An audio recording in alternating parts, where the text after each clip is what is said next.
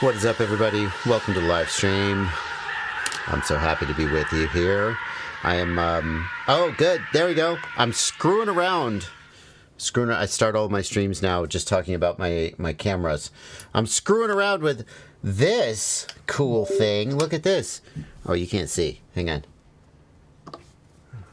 It's an app that you can... What's that? Oh, sorry. Oh, you're not muted.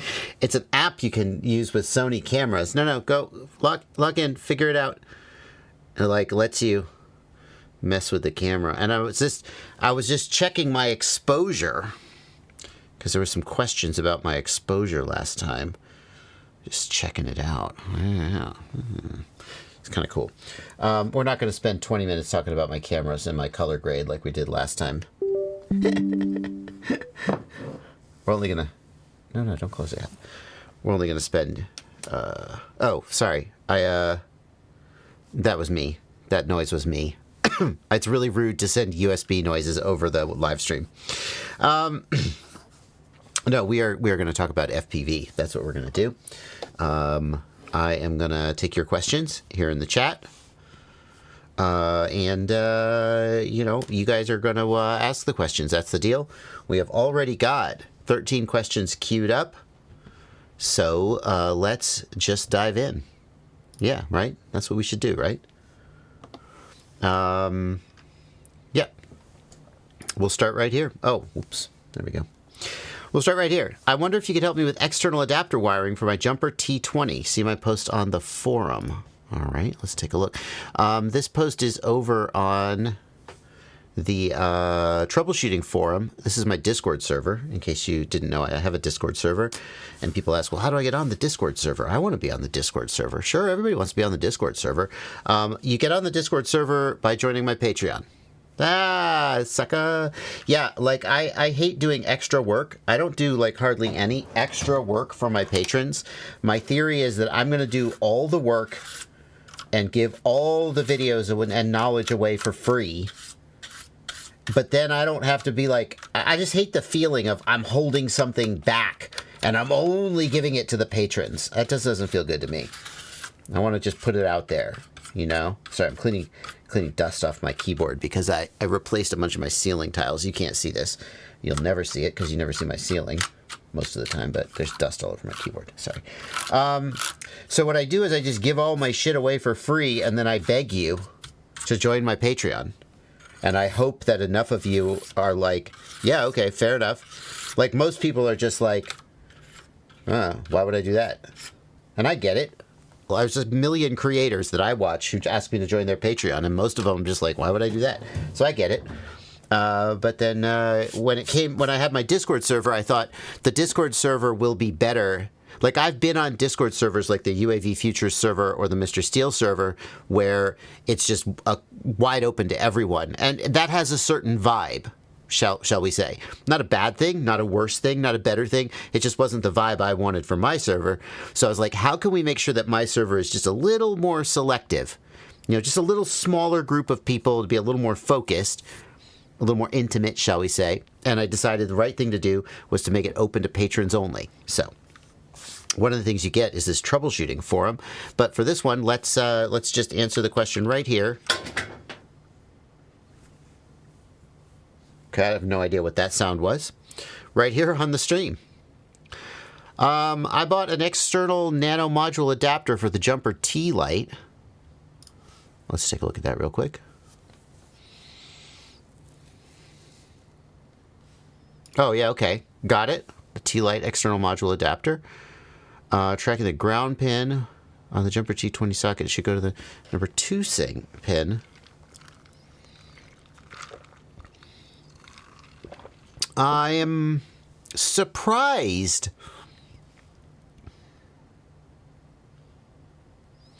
I see. You want to use the T-Light module adapter for the Jumper T20.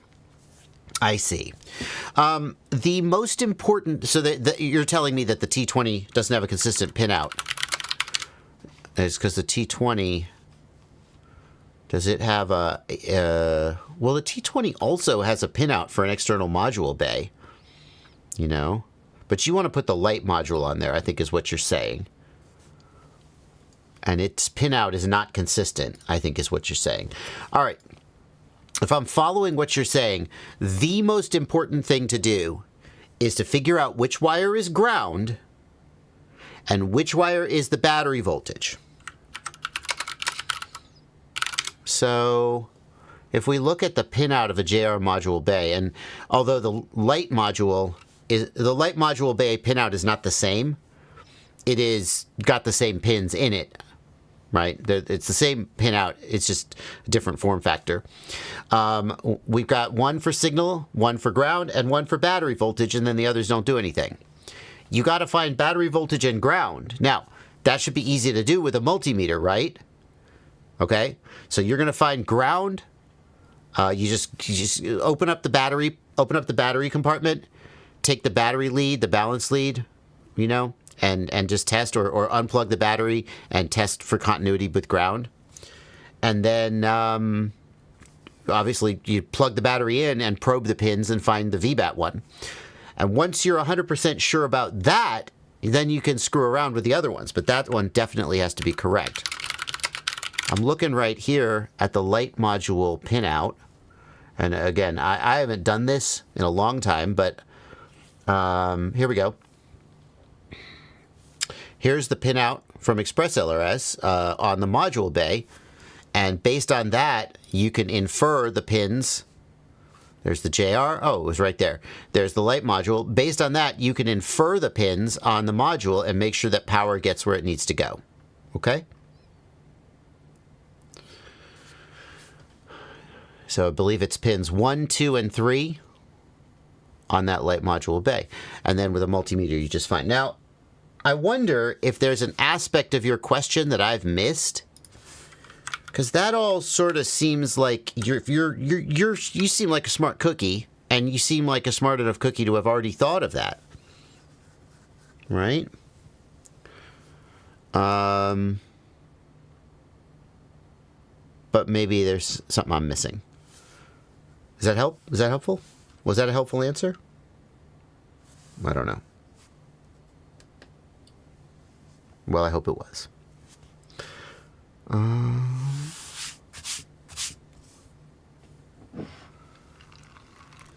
Can you fix the Discord in Social Stream? Oh, fuck. I'm sorry, Blunty. I broke Discord because I clicked away from the window. That's my bad. Did he have anything else to add about my answer? Additional concepts or anything? Or additional information?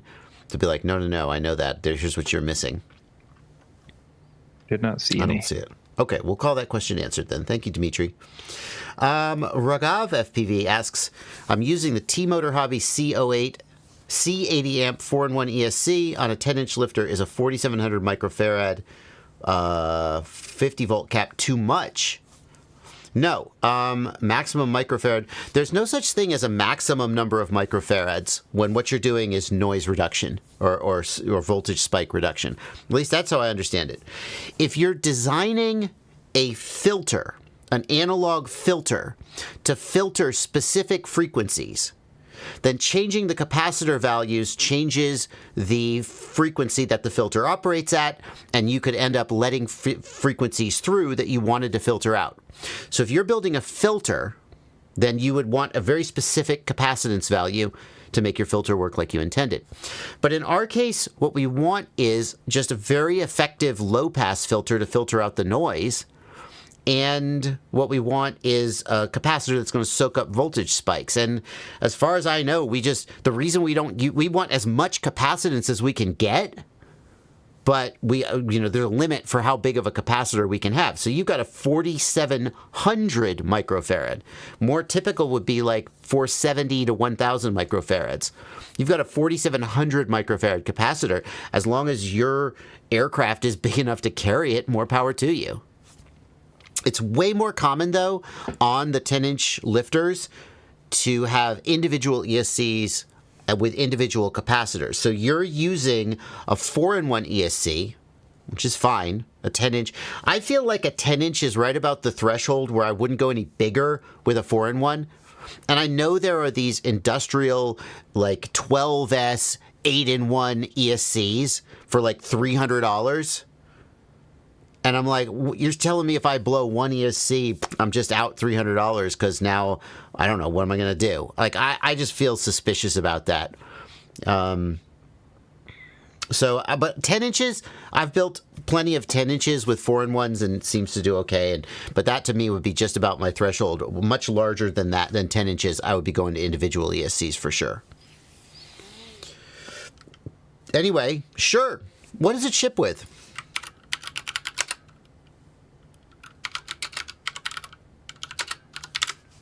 Oh, 8S ESC. Cine 80, 4-in-1 ESC. I think this is, oh my God, $350 for a 4-in-1 ESC. Oh, Jesus. That's a lot of money.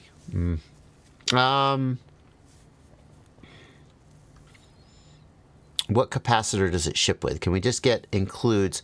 So they include a 50 volt, 1000 microfarad capacitor. So like, that's what they think it needs. And there's probably, like, you're probably well into the realm of diminishing returns by using such a big capacitor.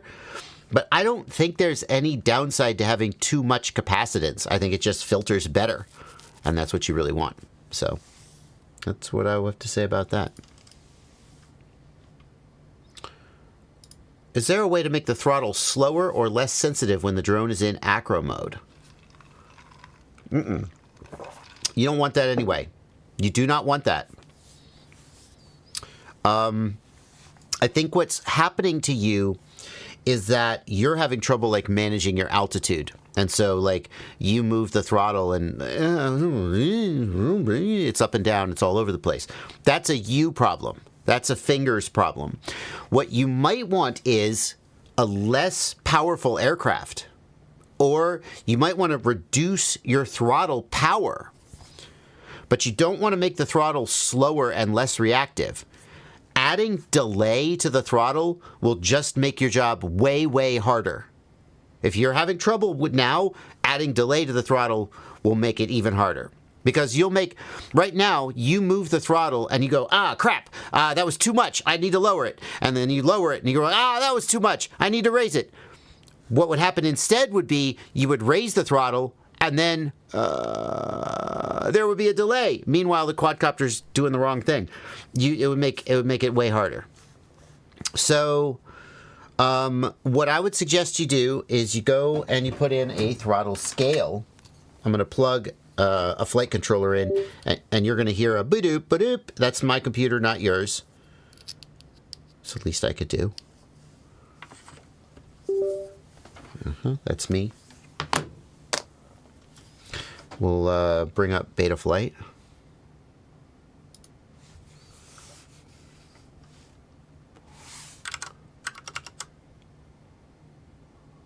Hey, Mike from the UK. You can also ask questions in the Discord. The way it works is the normal chat is down here. The Discord questions are up here, and then super chats are up here because that's just how live streams work. But Discord users also get priority because they're patrons. So like if you just answer my damn question, then that's a super chat. I'm still like, I'll put that question off for later. I still am selective, about the Discord questions. But super chats, I just pretty much read them all. So I just want you to know you are getting credit for being a patron. But that doesn't extend to answer my question now. That's a super chat, FYI. That's how it works. Beta Flight. What you're going to do is you're going to go to the PID tuning tab, and then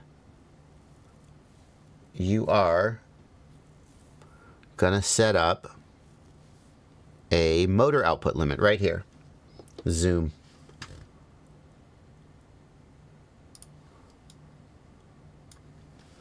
Motor output limit. No, I take it back. Motor output limit isn't the right thing to use if you just want an easier throttle. The problem is that motor output limit will limit the output of the flight controller to the ESC and make the PID controller less effective. You would use motor output limit if your motor KV was too high and you wanted to avoid frying a motor. It literally dials down the KV of the motor, basically. What you want to do is go to rate profile. Sorry, I'll do that again. You want to go to rate profile right here. And then you want to do a throttle limit scale. And then the throttle limit, that's what you want. And if you take that down to 80%, it'll be easier for you to control your altitude because your throttle will be less sensitive. It's essentially like making the aircraft less powerful. Now, some people are going to tell you to use throttle expo, and you can. That will also potentially help. I think it's better to keep a linear throttle and just dial it down so that you get better. I think linear throttle is more predictable, and that's what I prefer. I'm sure that I've got videos talking about that in depth, so I'm not going to dive into that right now, but that's my suggestion.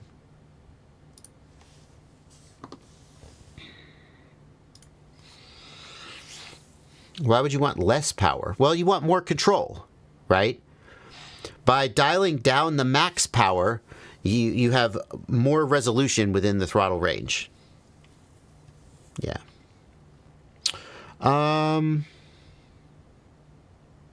When do you think someone could get an FPV backpack? I mean, whenever you have the money and you want one, right? It's not like there's don't get an FPV backpack in your first 6 months because whatever. I mean, FPV backpacks are specialized. They tends to be expensive. A lot of beginners should just stick with a $60 or $80 even. It would be fine, like maybe cheaper than that. Like, you want a backpack that's going to protect your gear. So, like, if you have just a standard backpack, then if you just throw all your gear in it, it's all going to rattle around. It's going to get messed up, especially like your controller and your goggles. So people who just have a regular backpack tend to have a separate case for their controller, a separate case for their goggles, and that helps keep it. But then you just get a half-decent backpack, and you just carry everything you need. The advantage, I think, of the FPV backpacks, which borrow from, like, photography bags, the advantage of them is that all your stuff is there and protected, not in a case, so that you just rip the backpack open and you get everything out and you have it all ready to go. But I don't think anybody needs an FPV backpack. It's a splurge item, and they are pretty expensive. So, like, when you can afford one, then you can go ahead and get one, but you don't need one. Pook asks, is it worth getting a used HDZero Sharkbite VRX for my HD3s if I already have analog? It would just be for 1 or 2 drones, 1 whoop, 1 3.5 inch. The VRX is around $100. I think that's okay. Like, clearly you want to dip your toes into that HDZero water, and that's not a bad way to do it. You're not going to get the lowest possible latency because the HDMI input on the HD3s is going to have a higher latency than if you had a native HDZero goggle. And in a way, you're going to be missing out, right? You're going to be missing out. It'd be like if you went to, like, this ultra high-end steakhouse with world-renowned steak, and then you ordered the chicken because you thought the chicken looked good. It's like, okay, well, maybe it was good chicken, but, like, why did you go there if you didn't want to try the steak? See what I mean? The whole point of HDZero, it's not that it has great resolution. It has worse resolution than DJI and Walksnail, better resolution than analog, we'll give it that. It's not that it has amazing range and penetration. A lot of people who fly HDZero really have to work to get that I flew behind a tree and then my signal got snowy situation resolved. I'm exaggerating a little, but I'm not like pulling that out of my butt. That's a real thing. I've seen people post about that. What makes HDZero so exceptional is the ultra low latency. And I got to tell you, you can see the video I made. The very first time I tried HDZero's 90 FPS mode, which gets latency down to something like 4 milliseconds, I thought, man, there's no way I'm gonna even notice this. And then instantly I was like, holy cow, I could not believe what a difference it made for me. Even a guy like me who doesn't have the best reaction time and doesn't have, like, I'm not like a world-class pilot, I felt more confident. Do a power loop, and then as you come over the top of the really tight power loop, you flip over and you have barely enough time to see the gap and whoosh. And whereas with DJI, I would have like popped way up in the air and flipped over, so I had time to look and line up the gap. With HDZero, I was just like boom, boom, boom, hitting the gap. I felt so like a better pilot. I did. And ultimately, that was not enough to make up for the other deficits of HDZero to make me... Like, I had a moment where I was like, am I going to switch to HDZero as my daily driver? This is really good. But then I flew behind a building and snow or whatever. And I was like, oh, yeah, no, I remember. Then I flew DJI and got 1080p 100 FPS and was like, oh, it's so good. And then I didn't switch to HDZero. But like, so where I'm going with this is, I got a little reminiscy.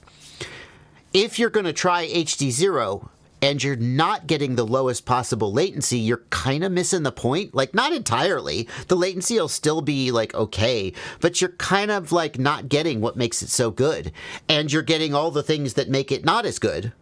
So like, you could try it, but know that you're missing something. So, that's what I would say. I love this suggestion from Sunshine. Sunshine, what website is that, please? I love this suggestion. I have had this thought more than once. Sunshine, send me that website so I can share your thought with the chat. Chat has to keep up. I'll take one more question, then hopefully Sunshine will have answered. That's a Google image search, I think. Well, whatever. What did he search for? EMS bags, I think. Google EMS bag. Okay, I got it. Thank you. Okay. Sunshine suggests an EMS bag. Where is not an EMS backpack? I saw... I'm not going to be able to find it. There's a kind of backpack that rips open in a really interesting way, and I thought it would be just an amazing FPV bag. Yeah. Look at this. Nothing came of it. Because ultimately... Well, can I get a big picture? No, I can hover over the large image to zoom. Is that true? F you. So sad.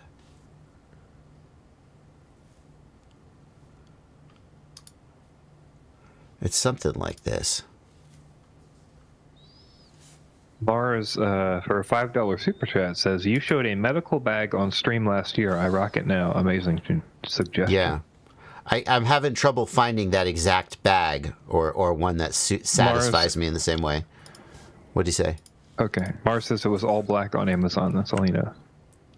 So this is a medic bag, and I love the way that this medic bag just rips open. The idea is that the medic rocks up to a casualty. He drops the bag, or she drops the bag on the ground, rips it open. Boom! There's all his stuff, or her stuff. Let's not be sexist.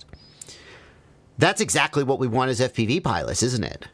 And these pouches here Velcro into the bag. They Velcro in. So you can like rearrange them however you want. And ultimately, like, it doesn't feel perfect for an like it doesn't have the padding that an FPV bag would have, but it feels like this type of design has a lot of potential as an FPV bag. There's one that the London Bridge it's like a $1,000 backpack, $800 backpack. There's no world in which I would buy it. It's similar to that. I don't know. Anyway, yeah. So EMS bags, they're made to be organized very similar to an FPV bag. Of course, they're going to be red or blue or orange, right? But this is a direction you can go. Maybe you'll be able to find something inexpensive or used. So.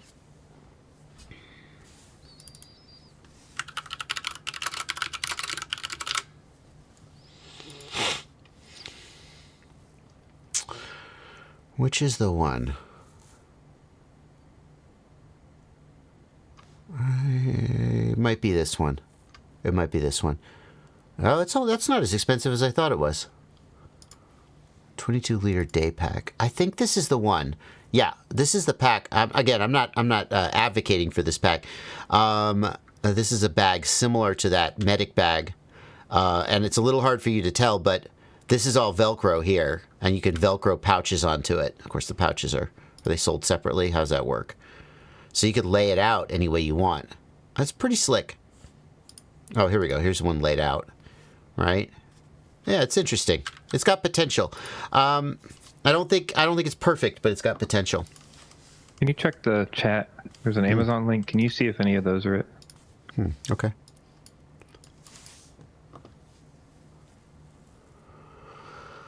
I don't know. Okay, it seemed like the top left one was the one he was talking about. Is it? That doesn't look like a... How does it open? No, that doesn't open clamshell style like the ones that... Like I think of that. Sorry, the next... There's one more, but yeah, I might not be it. This one? Yeah. No, I don't know what's going on there. I don't know.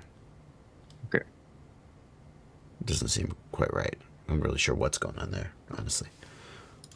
Anyway. Okay. We got a couple super chats coming in. Quad flips when arm. I watched your video on flipping. Yeah, okay. Well, this is not the answer you want. Thank you. First of all, thank you for a $2 super chat. It's one of those 4 things. I'm sorry. I know that's not the answer. You think that you're the one guy in 1,000 who has a quad that flips when it arms, and it's not one of those 4 things. I'm sorry, you're probably not. Because here's the thing. When the quad, you arm, and maybe you raise throttle, maybe it doesn't flip until you raise the throttle, and then it doesn't hover at all, it doesn't even try to hover, it just immediately goes, whoop!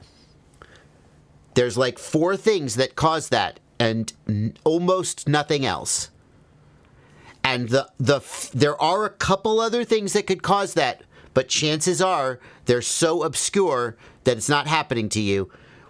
1 in 1,000, 999 times out of 1,000, it's one of those 4 things in that video. So you're saying to yourself, but I checked those things, and my quad still flips, and I'm saying to you, you missed something. You missed something.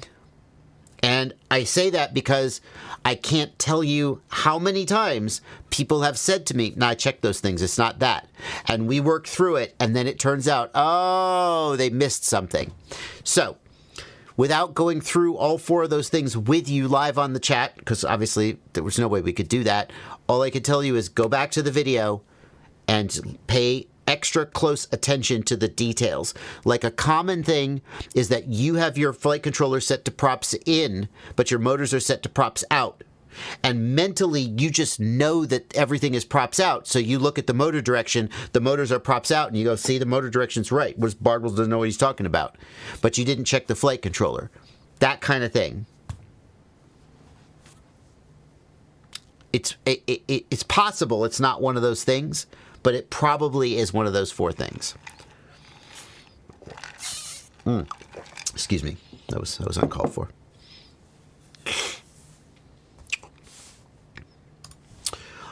We got a $10 super chat from KG4FJC 220 megahertz.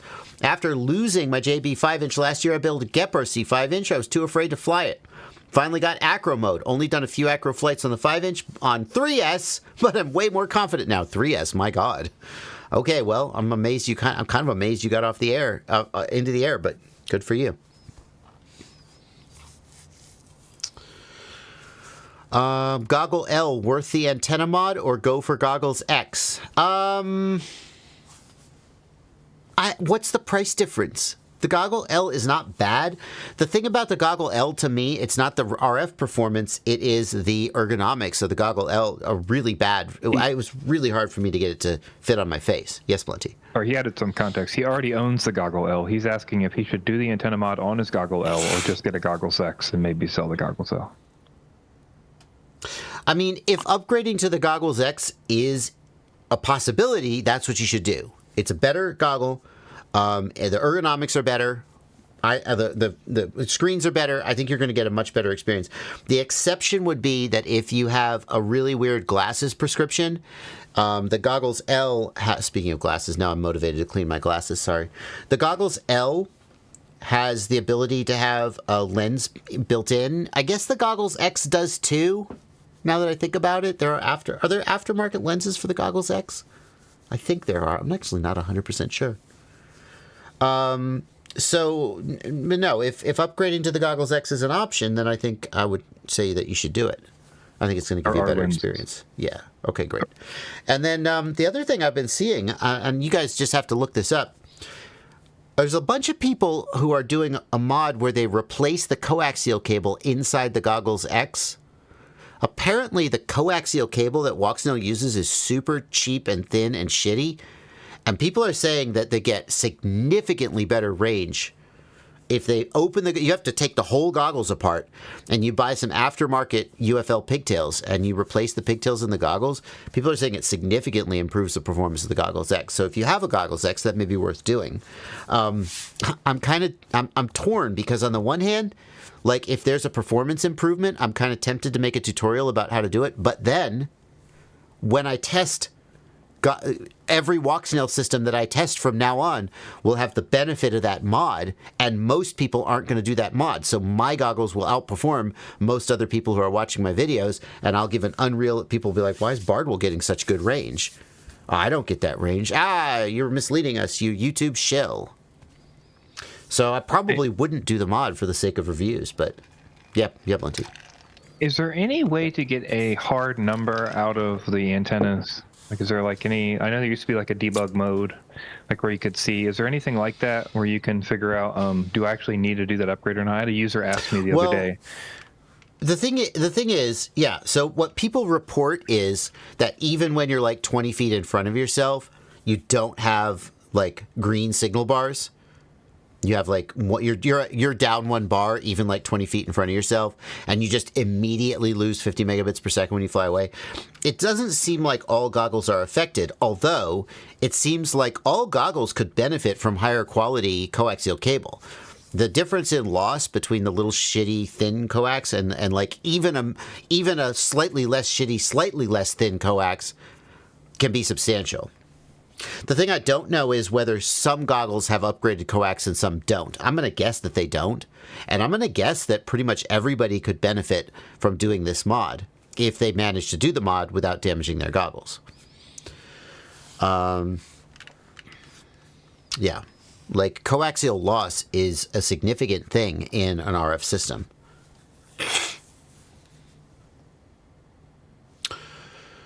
We've got 3,000 Czech koruna.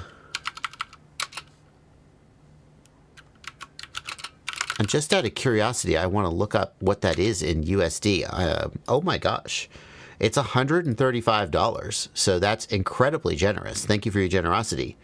__:135 wub. Why does it say 135? That's the conversion of koruna to dollars. Did you change your username? Or does that something that... Anyway. Thank you, Wub. I was going to put a super chat anyway as appreciation for past vids, but since I'm here, I put a post on Reddit about getting the error ESCCCCC, and I don't know where to start as Blackbox isn't working. Just record static variables. Where on... So I'm incredibly grateful for your super chat, which is very generous, and would like to go to Reddit to look up your problem. But you can't link to it because... Hold on, bear with me. I have an answer. You have an answer? Oh. Oh. You have an answer? I think I found the post. Yeah, I have an answer. Damn, Blunty. I will post it in Livestream chat. Okay. This looks like the question. It's the same question. ESC. Interesting. What is that? This is an ESC temperature alarm. Betaflight has a flag in the CLI called OSD_ESC_temp_alarm.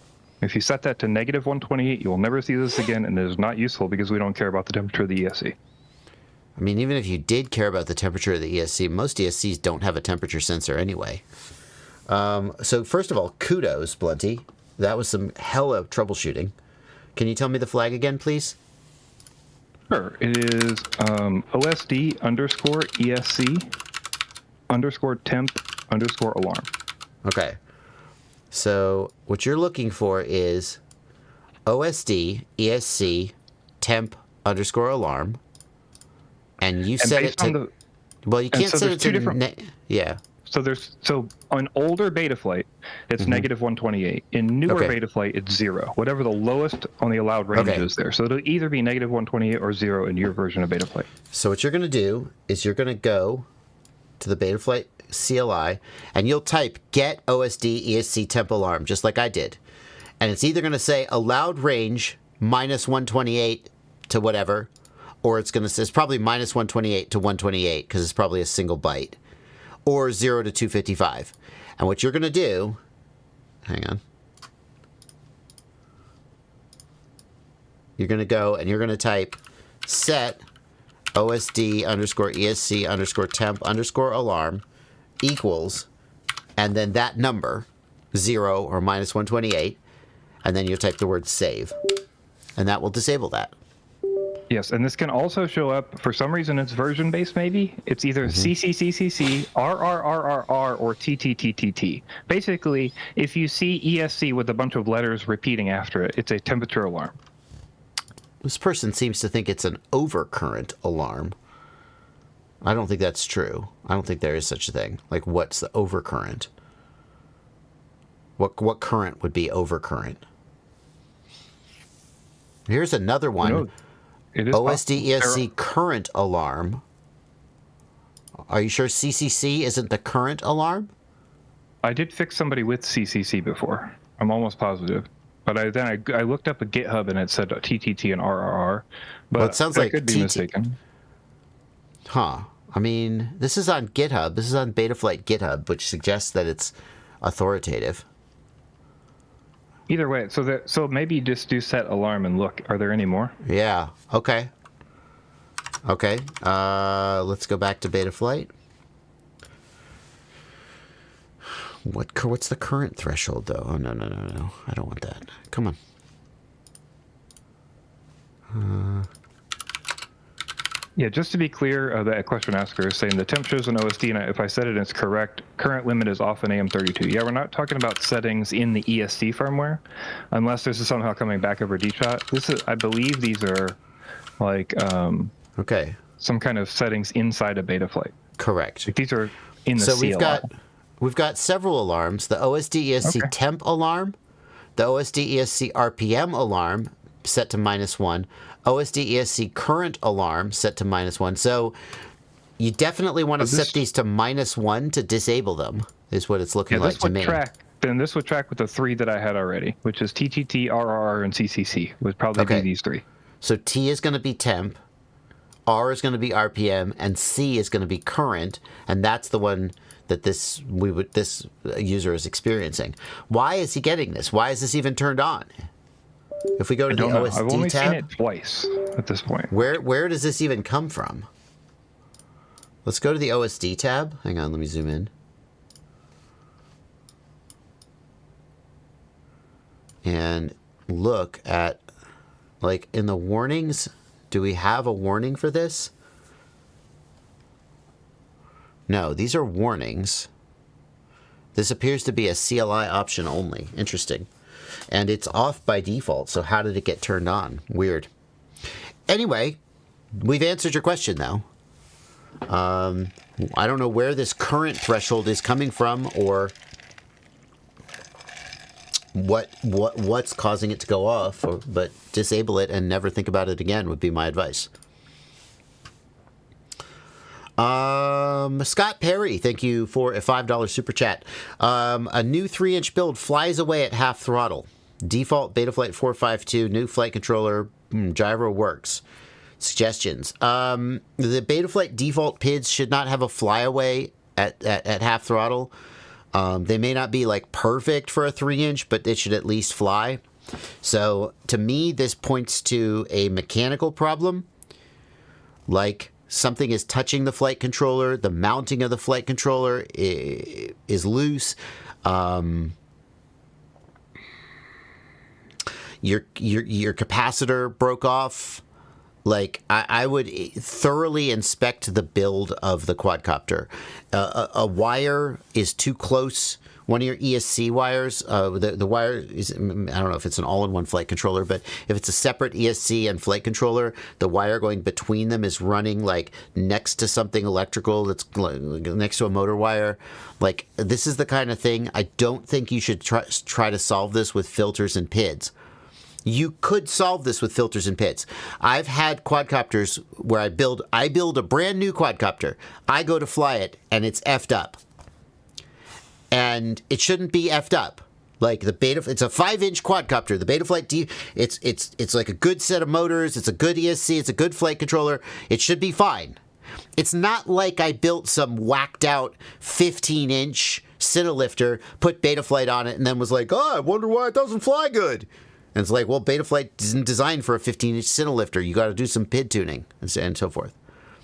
So it should fly right. It's not flying right. The answer there, it has to be something mechanical or electrical. I did something wrong when I built the quadcopter and it's effing things up.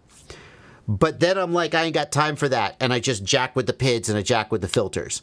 So like if you were to take the filter master slider and you take the gyro filter slider, the gyro filter slider, and you knock it down to 80%, that might fix this. Your quadcopter will fly worse as a result. That shouldn't be your solution. But sometimes like, you know, you just got to get it in the air, right?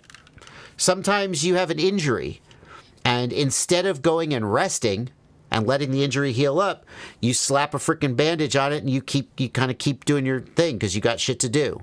Okay? So you could solve this with PID tuning and filter tuning, but I don't think you should have to. I think it should fly okay on the default PIDs, and the fact that it flies away, that points to a mechanical or electrical issue with the build. Now, what is it? I don't know. You just have to like look at it and go, what if I moved this wire?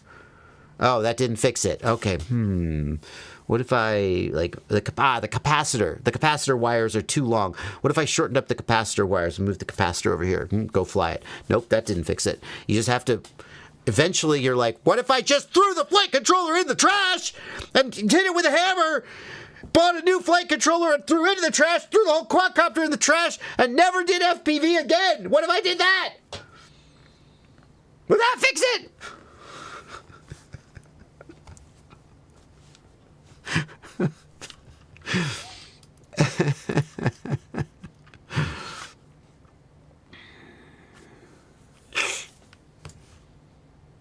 Thank you, Mars, for a $5 and $7 Elite Spanker Tactical Backpack.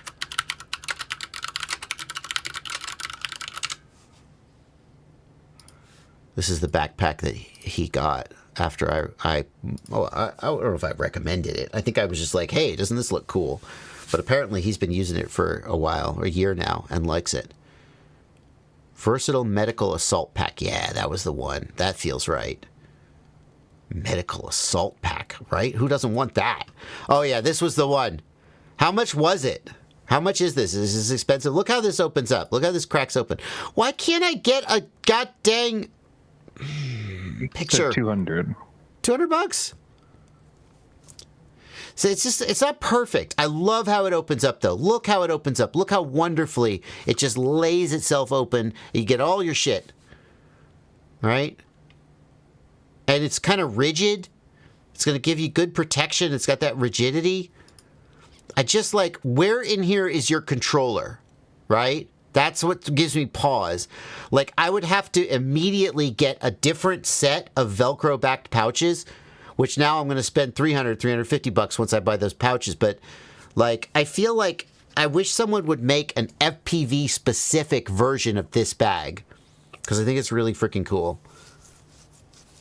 Like these straps here, they're made for some medical supply. I don't know what it is. It's made for a specific thing. Maybe on an FPV bag they'd be smaller, you know. But I think there's a lot of potential here. Thank you. That's the bag.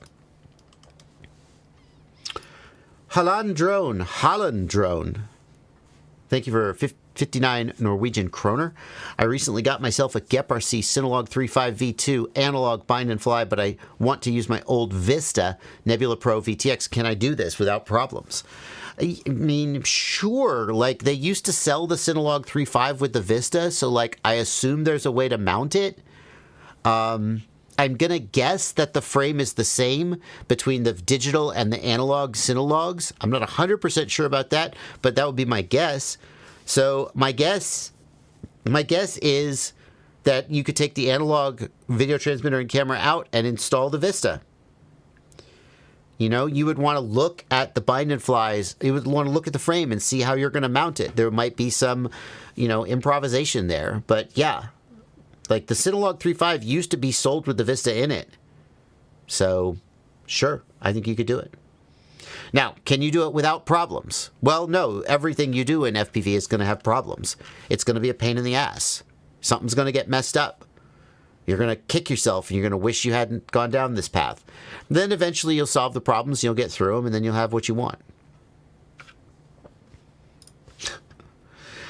Good Flight Media, thank you for a $5 super chat. I built a 10-inch GEPRC drone. It flies, but it has a grinding noise.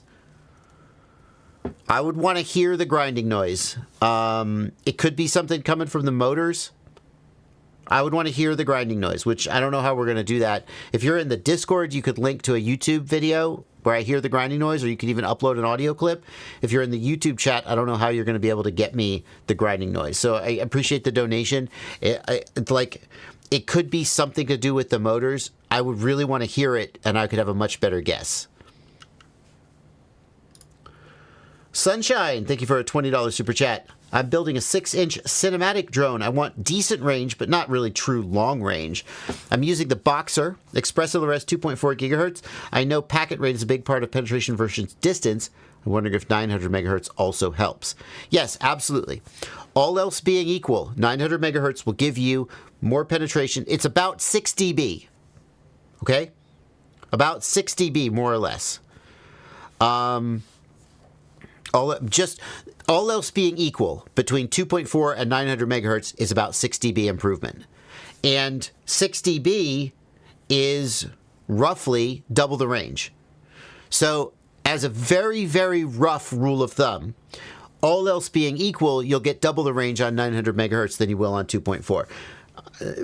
Big, grain of salt, rule of thumb, caveat, right?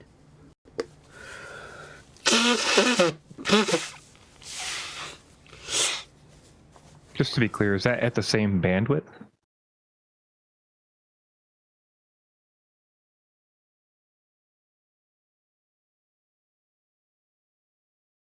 Now I muted everybody. Try again, Blunty. Okay.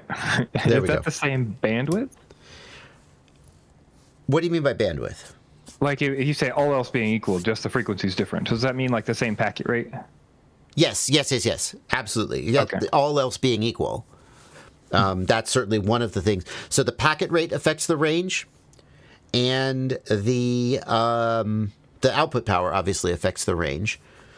And we would have to assume, well, let's look. Because, well, hang on. I guess what I want to check is that the bit rate is the same for each packet rate. I don't know if I'm going to be able to... we may need an Express LRS dev to dive into this. That's why I kind of hedged by saying, very roughly, grain of salt, rule of thumb. Because there's actually several factors that come into play. This is what I'm looking for. So... like, here is the F1000 packet rate, which is only available on the 2.4 gigahertz hardware with the SX128 or 1280 chip. Okay? Here is the here is the K1000 rate. Now that's still 1000 hertz, right? But it is not F1000. So those two things are not apples to apples, even though they both are 1000 hertz. Does that make sense? Bunty, I know it makes sense to you. I just say that when I'm sort of checking in with the live stream. Right? So when I say all else being the same, what I mean is that we've got LoRa 500, LoRa 500 between 2.4 and 900 megahertz. And in that case, the packet rate is the same, the bandwidth is the same, everything is the same. Likewise, if we were using a SX1270 chip, which is 900 megahertz, we could be doing, say, 100 hertz LoRa, but that might not be the same as, well, okay, that's a bad example. I can't find a good example. 50 hertz LoRa. Yeah, so here's 50 hertz LoRa with the SX1270 and 50 hertz LoRa with the 1121. And here on the 1280 chip, we've got 50 hertz LoRa, but you can see it's not the same LoRa. What's different about them? I don't know. Something about the modulation is different. And so in that, and I don't know, maybe it's the same, but I would not assume that the sensitivity was the same between them. Anyway, one's 2.4 and one's 900. Yeah. Sunshine says I'm more worried about penetration than distance. Penetration, listen up, kids. I'm going to drop some wisdom. Penetration and distance are the same thing. The exact qualities that make a signal travel further in free space also make the signal penetrate more through obstacles. Okay. Now, having said that, there are some exceptions, but I want you to understand, I want you to take that into your heart and internalize it, because people are like, why is he talking about range? I want penetration. You're not going to find a situation where like 47 gigahertz penetrates really well but has terrible free space propagation, or what, I don't know, I made that number up. A radio signal that has good penetration will also have good free space path loss, free space range, because the exact same characteristics come into play. Now, the exceptions are sometimes there is, like at 60 gigahertz, 60 gigahertz, there is an oxygen absorption peak, okay? The elemental oxygen in the air like resonates at 60 gigahertz or something, and it absorbs 60 gigahertz signals exceptionally strongly, okay? Which means that the amount of, well, 60 gigahertz also doesn't penetrate for shit either, but the free space propagation of 60 gigahertz is significantly less than you would expect it to be just based on its frequency. Okay? So for 60 gigahertz signals, the normal free space path loss calculations don't apply because of that oxygen absorption peak. That's a little bit of an exception. If you're in an environment with a lot of multipath reflections, like a lot of metal, smooth metal surfaces, you could theoretically end up in situations where, based on like the size of the wall, I got a great example. Chain link fence. Chain link fence. It turns out that if you have a solid sheet of metal and you pass an RF wave through it, that wave only interacts with the metal. It doesn't interact with the whole surface of the metal. You could cut out sections of the metal, and as long as the spacing of the remaining metal was like a half a wavelength or a quarter wavelength or 1 wavelength or something like that, it would act like a solid sheet of metal even though you cut chunks out of it. Okay? So if you have a solid sheet of metal, it's going to reflect everything. But if you had like a chain link fence, you can get situations where, depending on the spacing of the chain link and the frequency of the signal hitting the chain link, at one frequency, boing, it'll act like a solid piece of metal and reflect back. And at a higher or lower frequency, whoosh, it'll pass right through. RF is freaky. So there are edge cases where you can get weird behaviors where you don't get you don't get penetration when you think you ought to. Okay? But in general, everything that makes you have more range also makes you have more penetration. So 900 megahertz will absolutely have more penetration than 2.4 gig. It will also have more range in free space, and that's how it is. I love this topic. I actually really love this topic. I can harp on about it for a long time. Yeah. Great. Okay, a little more. Two thoughts from chat. One is that in a medium, attenuation is different than an open air, and that can change by frequency. The truth to that is that free space attenuation occurs because of the geometric expansion of the wavefront. So we have an antenna is transmitting a signal. That signal is propagating outward in, let's say, a spherical pattern, although in reality, a real antenna wouldn't have a spherical coverage pattern. But let's say it's a spherical coverage pattern. At any given point, the RF energy that is on that wavefront is spread equally over the surface of the sphere. And as you get further and further from the antenna, the surface of the sphere expands. It gets larger as the cube of the distance. I'm sorry, the square. Anyway, it gets larger. Inverse square law, as the square of the distance, inverse square law. And so it's like you've got like some peanut butter that you're spreading on a spherical piece of toast. And as you get further from the antenna, the spherical piece of toast gets bigger and the peanut butter is spread more thinly. Right? And that is why free space path loss exists. What I'm getting at there is that doesn't require absorption in a medium. If the signal is then also transmitting through a medium, instead of like the vacuum of space, you will get additional absorption as it travels through the medium.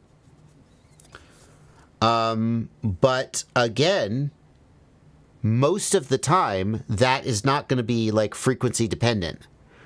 Most of the time, the lower frequency signal is going to propagate better through the medium than the higher frequency signal.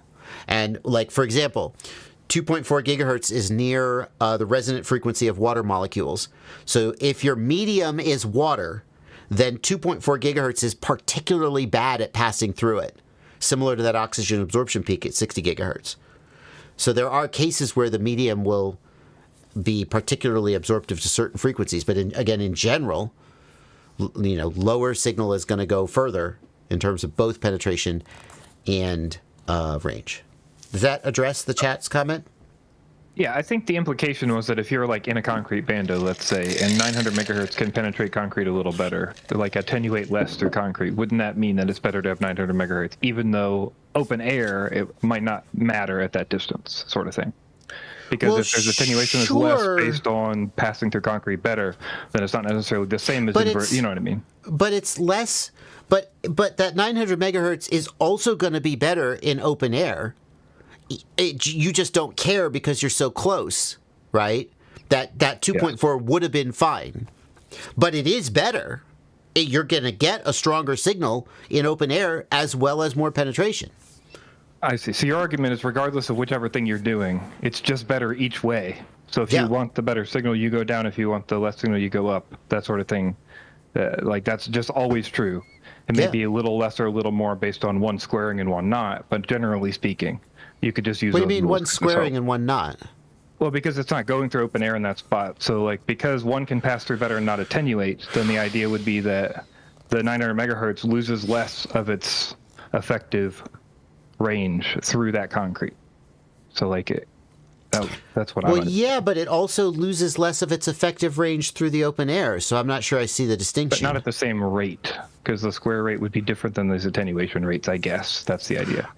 No, I think I see what you're getting at. So this is a little bit of a harder question to talk about. I have to just I'm talking a little bit more out my ass, whereas before I was pretty confident.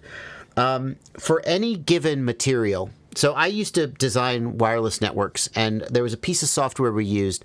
It ran in AutoCAD, And what you would do is you would import the floor plan of the building, and for each wall in the building, you would designate, this is sheetrock, this is 2-hour fire rated sheetrock, this is cinder block, this is brick, this is metal. You would tell the software what building material the wall was made of.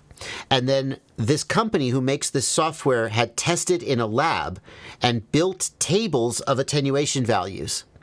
So they would say a single sheet of drywall at 2.4 gigahertz is 2 dB of loss. A single sheet of drywall at 5.8 gigahertz is 4 dB of loss, et cetera, et cetera, et cetera. They had these, and so then it would use that information to predict the propagation of signal in the environment.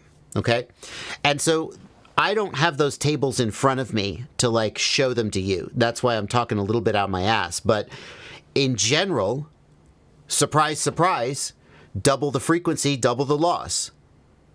So you go from 2.4 to 5.8 gigahertz, and your loss for a sheet of drywall goes from 2 dB to 4 dB, right? You go from 2.4 gigahertz down to 1.2 gigahertz, it goes down to 1 dB.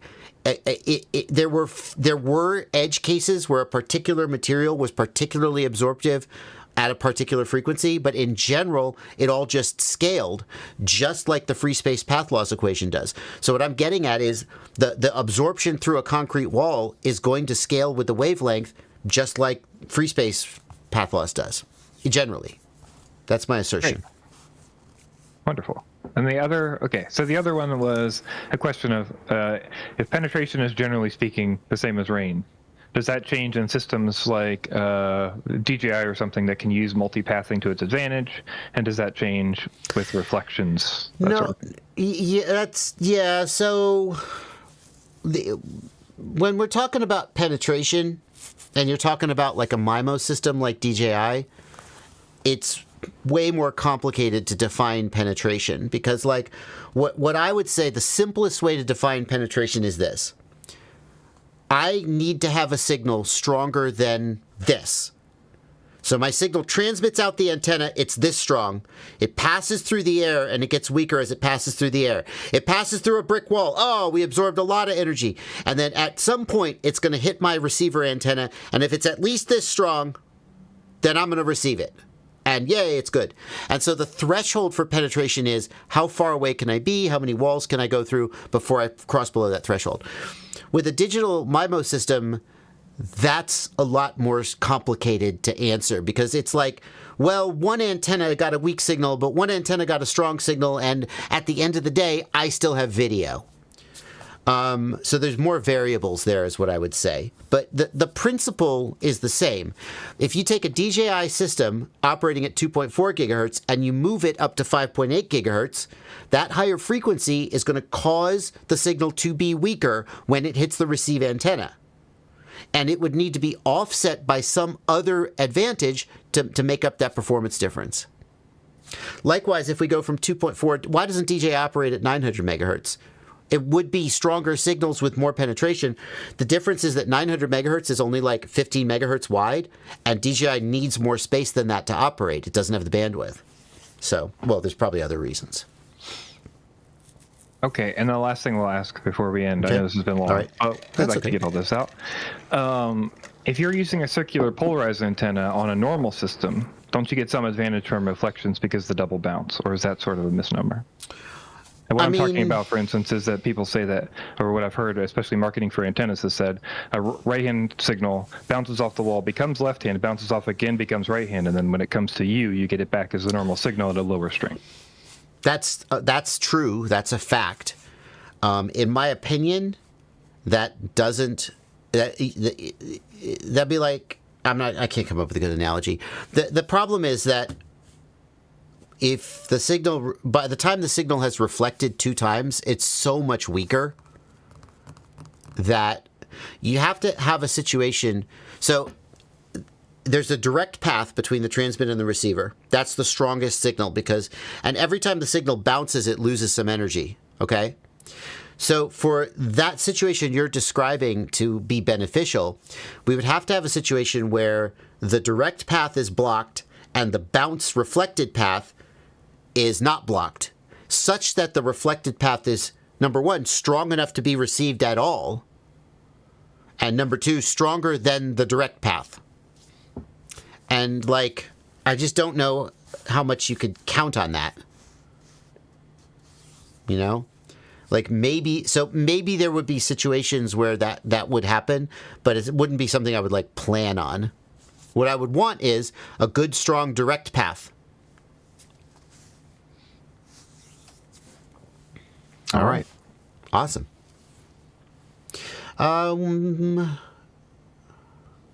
We got a super chat here from 50,000 IDR from Akbar.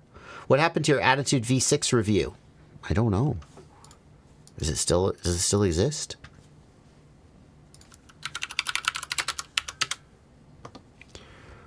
Attitude V6 May 11th and December 16th.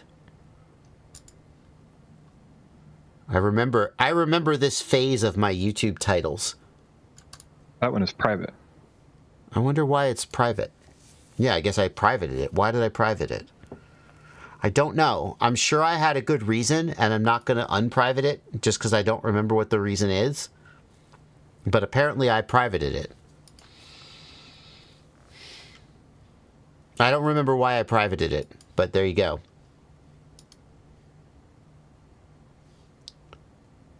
The specs blew me away. Then I looked inside. This kind of mysterious title. Oh, that blew him away, but then he looked inside. What did he find? I must click. I don't remember why I privated it. There are times when I go, you know what, I'm going to mark this video private, but then I forget why. Maybe I should put a little note in the description or something about why I privated it. That's the answer to your question. Should you get it for 120 bucks? I feel like Attitude V6 for 120 bucks, that seems okay to me. It was an okay goggle. That's a good price. Tybo, thank you for a $5 super chat. I bought some 2004 1750 kV GEP-RC motors. I want to do 5-inch props. 2004 on 5-inch props, huh?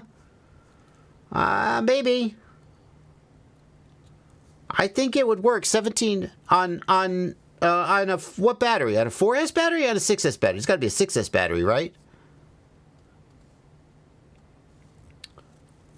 Tybo, what battery are you running? 1750 kV on a 5-inch prop is appropriate for a 6S battery. Here's the thing, though. A 2004 motor, if your quadcopter weighs, let's say, 300 to 350 grams or less, that motor's going to be okay. Oh, great. Brandon Beans just said exactly the same thing. Yes! Yes! Chances are your quadcopter is heavier than that because it is not simple to build a 5-inch that weighs that 350 grams. Okay? Chances are your quadcopter is too heavy and those 2004 motors are going to burn up. So your KV is correct, assuming you're running 6S. Your prop size, correct, 5-inch 1750 kV 6S, that is a correct combination, but 2004 is going to burn up unless your quadcopter is at maximum 350 grams, let's say, and it should be less than that. I can tell you, a sub 250, like the Umagod 250 is a 250 gram 5-inch, flies great on 2004 motors. It's got to be very light, though. Deuce FPV, thank you for a $20 super chat. Is it possible to have telemetry data sent to info about my drone's Lipo battery reaching 3.5 volts a cell and have it trigger from the sounds folder? How would I set it up? Yeah, you can trigger with telemetry does include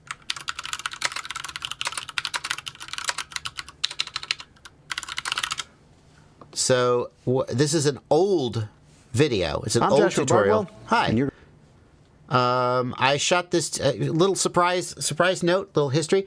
I shot this while I was on vacation in Maui. This is the home we were staying in when we were in Maui, and my family, my wife and son, left the house and went out and gave me the afternoon because I was like, I got to shoot a video, got to post a video. This was also when I was using this really cool Madonna microphone, ear-mounted microphone. I wanted a microphone. Didn't want to use a lavalier for various reasons. I hate lavalier mics hanging off your shirt. Ugh. I hate it. I hate it. That's why you always see me when I have a lavalier mic. I have it on my neck strap. I hate lavalier mics mounted on shirts. And if you're a real professional, you'll tape it to your chest. And then you got to do things to keep the hair and the fabric from rubbing on it. Anyway, I used this microphone way back when I was just getting started. I had this microphone. I thought it was the bee's knees.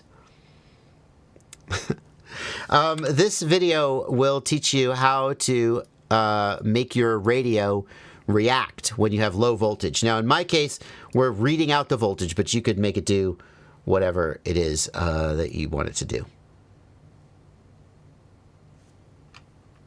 Anyway, cool.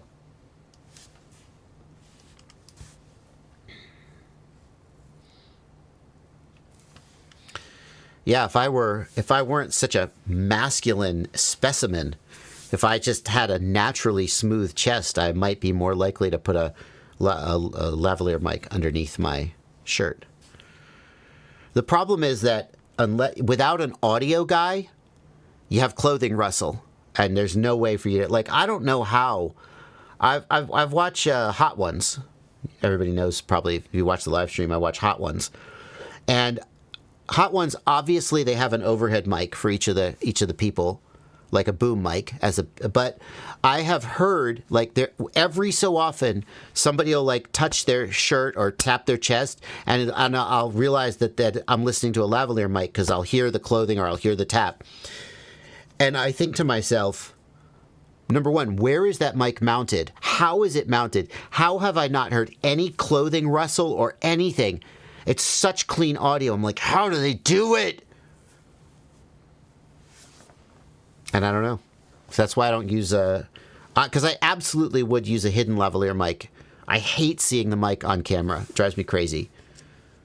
But it's just what you got to do.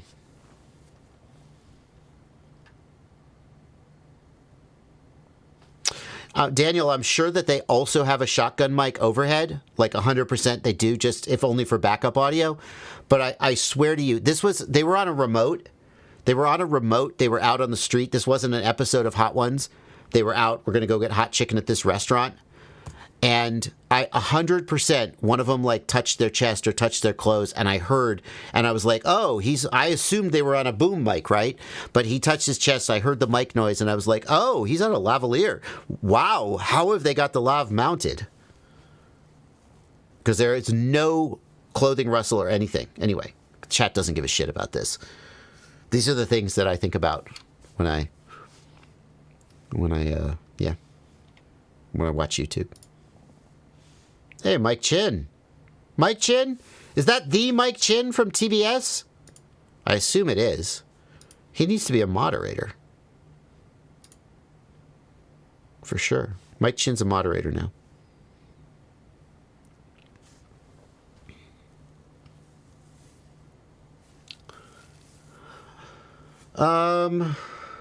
Holland Drone, thank you for 119 Norwegian kroner.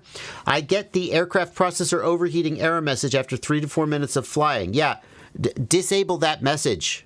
Never see it again. It's irrelevant. Disable that message. Go into the OSD tab, turn that warning off. The flight controller gets hot. It's probably fine. And here's the thing.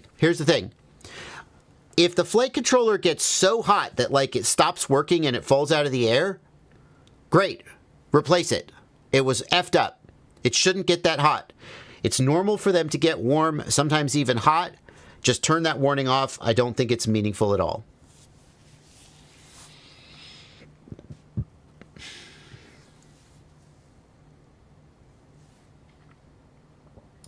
Frugal Fixer Spike said, thank you for a $10 super chat.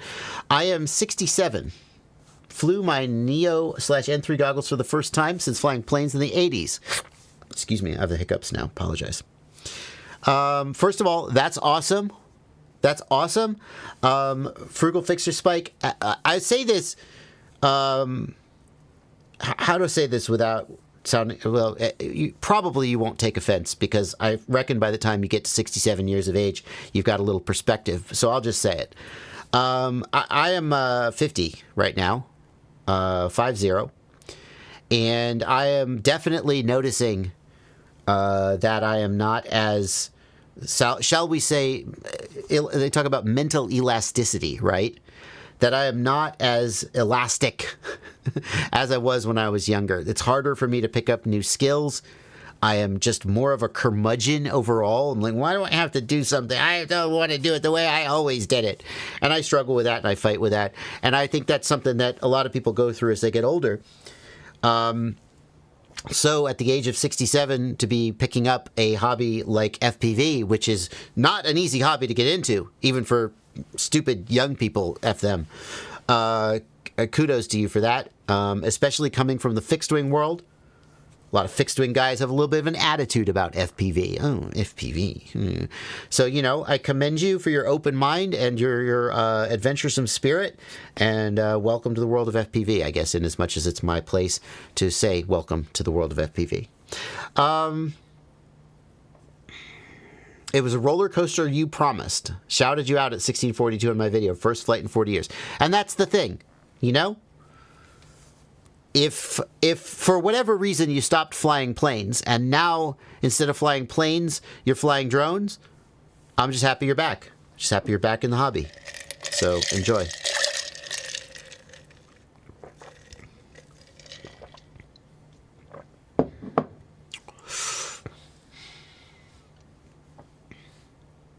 Thanks for making my job easier at times, says Mike Chin. Thank you, Mike. Likewise.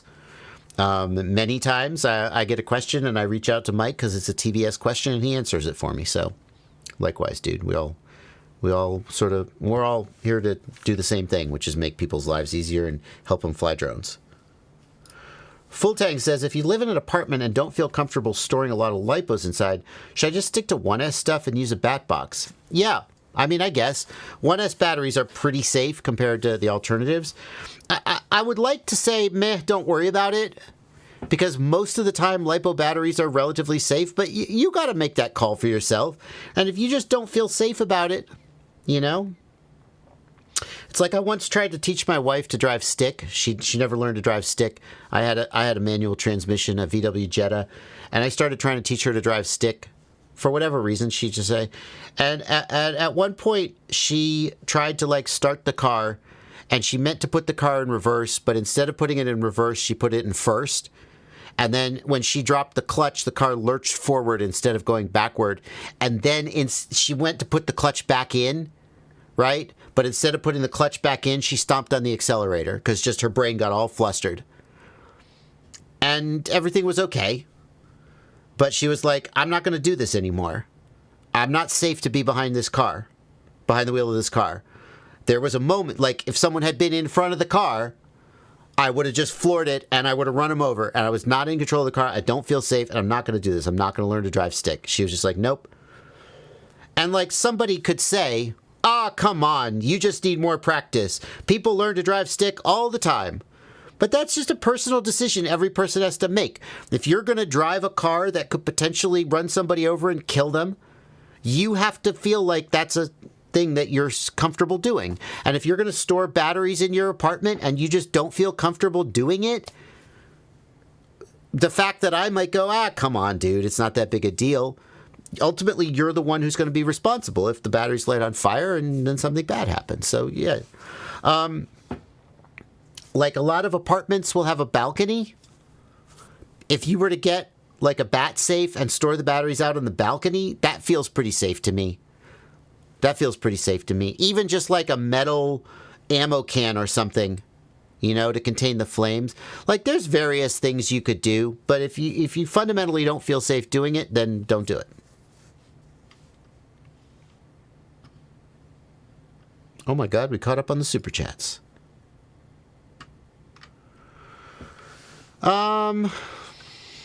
Let's get some more non-super chats. Blunty, we got like 26 questions queued. Are there any of them that you want to sort of flag as particularly interesting? Or just in the order that they're queued? Yeah, not in particular. All right. Let's see here. We got Boris DOV. Let's take some from the Discord. Let's thank the patrons. Is there a reason why there's no battery tab in the Betaflight Lua for OpenTX? I'm about to write my own version. Was it intentionally excluded? Boris, first of all, thank you for your contributions to the open source project. I haven't used the Betaflight Lua in a long time. I haven't used it in a long time. I have no idea why it was excluded. So you would have to ask that question on the GitHub for the Betaflight Lua. That would be where I would get at the developers. But awesome that you're going to do it. So thank you for that.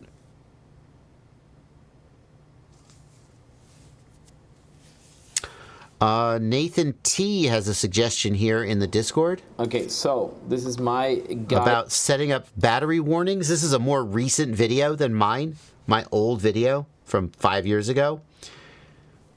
It's a tutorial from David Gu about setting up battery warnings. It uses the Tango 2, but the steps will be basically the same for any OpenTX or EdgeTX radio.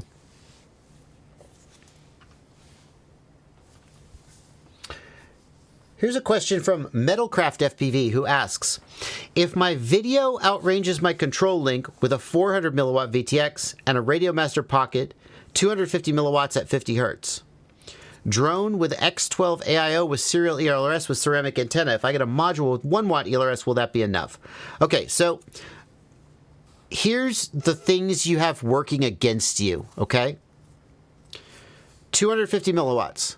The difference between 250 milliwatts and 1 watt is 4x the power, which is 6 dB, which very conveniently works out to double the range.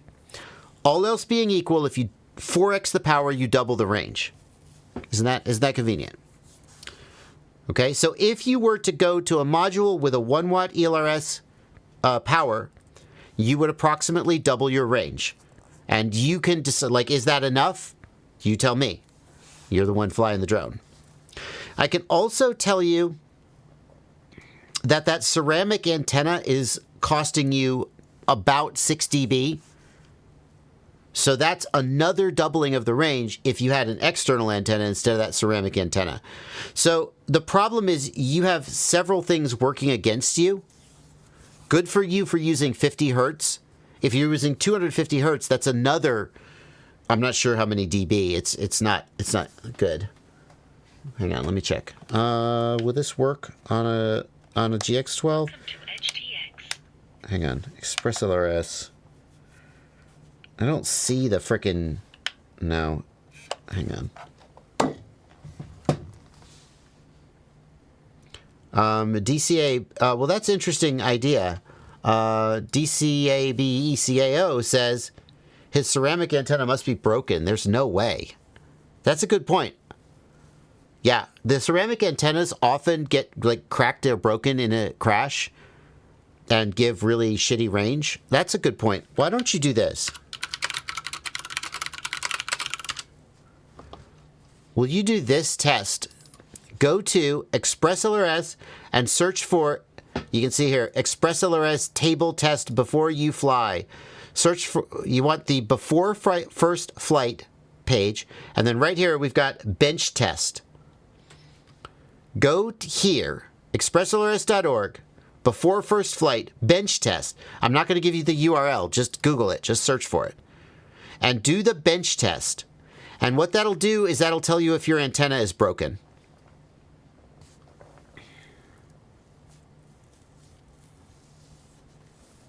Bear in mind that you're going to lose about 6 dB just to the fact that you have a ceramic antenna. So, but it should give you, if you get a number between -40 and -25, you're good. And if you get a number below, let's say -45, then that's suspicious. That's a good idea.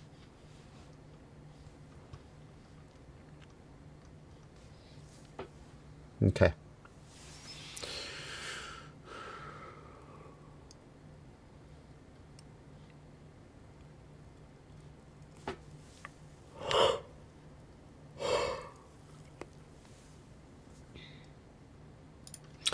Drone channel. The Bardwell beginner DIY drone kit. The only difference between the V2 and the V3 flight controller is that there's a USB-C port on the V3 and a USB micro port on the V2. I don't know if they're shipping the USB-C yet. It doesn't really matter. Though I wouldn't make a buying decision based on that. Just buy, because they're not going to ship the USB-C until they sell through the micros. So you may as well just go ahead and buy it. If it's in stock, you should buy it. Because once it goes out of stock, it's, number one, the freaking price is going to go up because of these stupid tariffs. And it's not going to go up by a little. So, like, seriously, if it's in stock and you want it, you buy it now. They may have raised the price already. Oh, it already went up.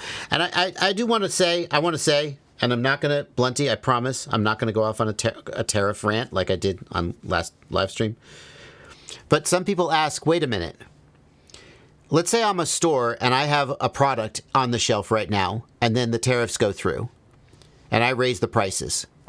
And some people say, why are you charging me the tariff on this product that you already have in your warehouse?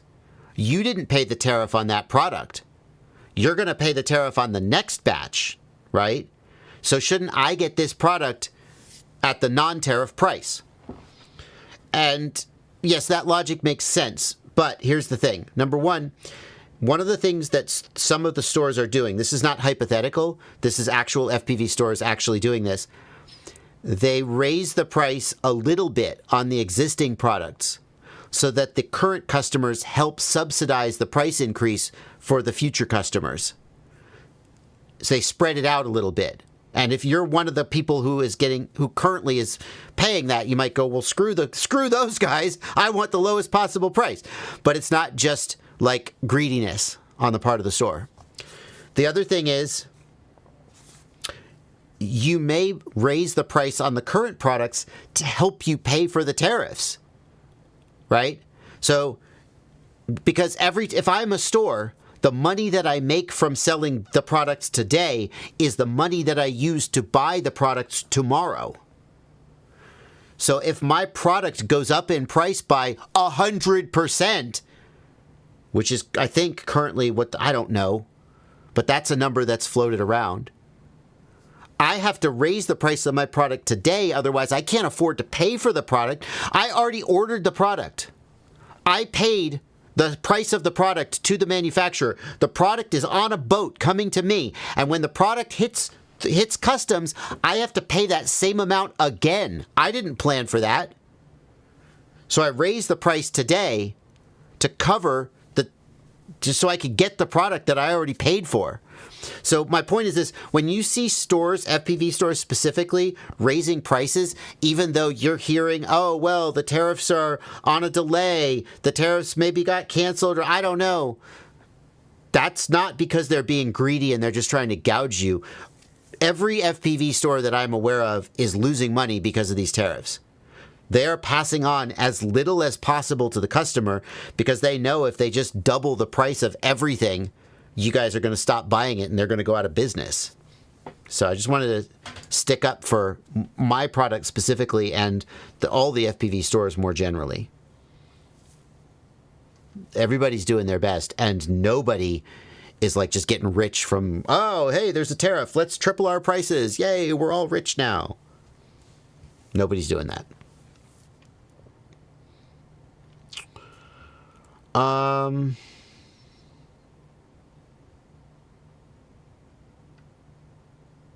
Let's see here.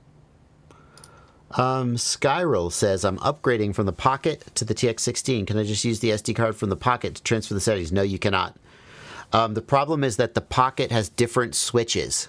It has different switches, so the models will not transfer over. You cannot do that.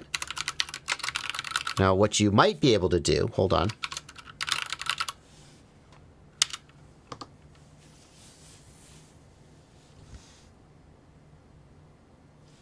Hello. There we go. This software is EdgeTX Companion. And what I want to check is, whether the Pocket and the TX16S are supported.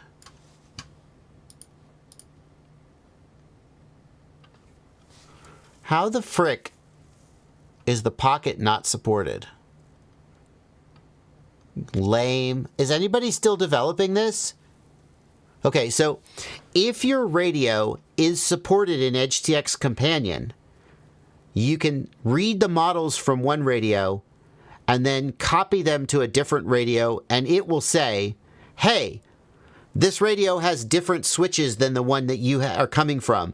Would you like to remap the switches? And then it can remap all the switches and convert the models to the new radio, and then you write them to the new radio, and then that's how you do it. But I don't think you can move models between radios if they're not supported in EdgeTX Companion. Are you on the latest Companion? Yes, I just installed this 4 days ago because I wanted to manipulate the models on my GX12 without having to do it all. I made some changes to my mixes, and I didn't want to have to manually copy them between models, so I was going to do it in Companion, and Companion doesn't support the GX12, so I was out of luck. But yes, that's the latest version as of like 4 days ago. Pretty sure.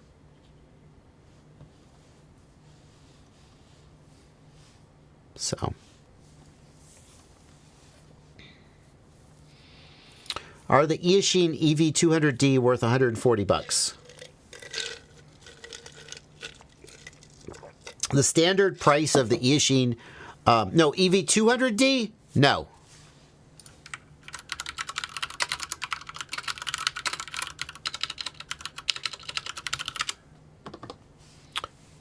$200D, wait, which one is this? Ah, damn, there's too many. That's the EV100. They came. The 200D, it's okay. Oh, Bardwell. Look at that. Have you noticed over the years, my camera angle it started here, and then it went to here, and now it's here. It's just gotten wider and wider. What camera was I even using during this video? I don't even remember. Oh, hello. There we go. Oh my gosh, look at my workbench. I'm pretty sure this was a little camcorder. And I'm pretty sure this was a webcam. Oh my god, I do remember. I literally had a webcam for a while. That was my head cam. And the downward cam was a camcorder.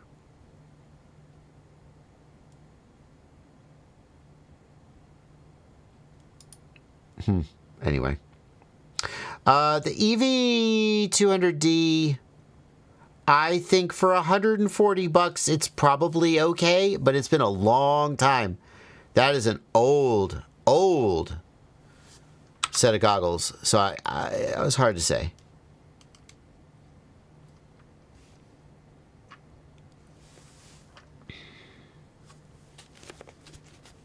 But $140 for a functional analog goggle seems like it's probably a good deal.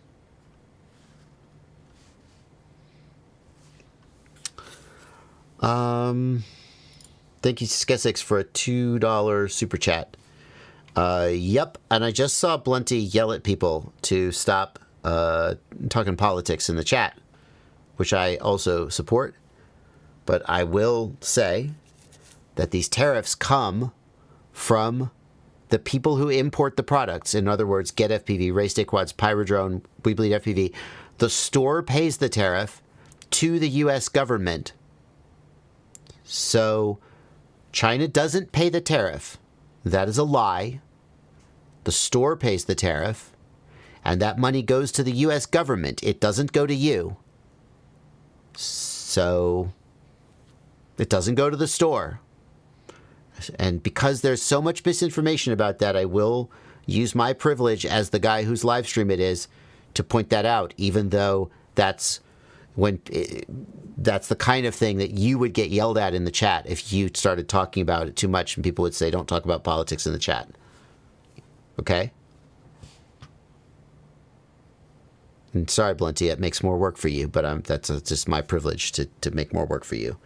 I will leave it at that.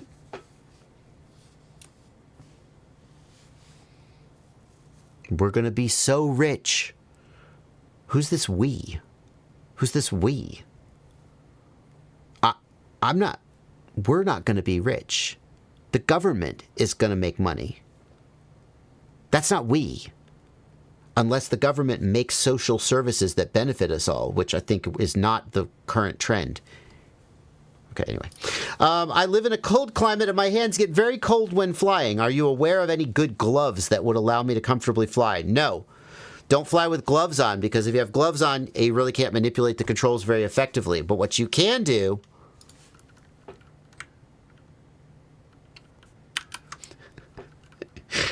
do it, Blunty. Time everybody out. F them all. Had to time 2 mods out. They're both arguing. It's like, come on, Good. guys, chill out. Good. Mods should know better. But mods are just regulars at the live stream who I kind of trust. But yeah, time them out. We're going to get into a mod war. Blunty, I need to make you like a super mod, because theoretically one of the mods could time you out. Yeah, but then I could go on your account and fix it. So yeah, you have actually backdoor access to my account. You could fix it. But that would be annoying. I suggest you buy a transmitter glove. So this is what it is. Your transmitter goes in it, your hands go in it, and then you can manipulate the controller.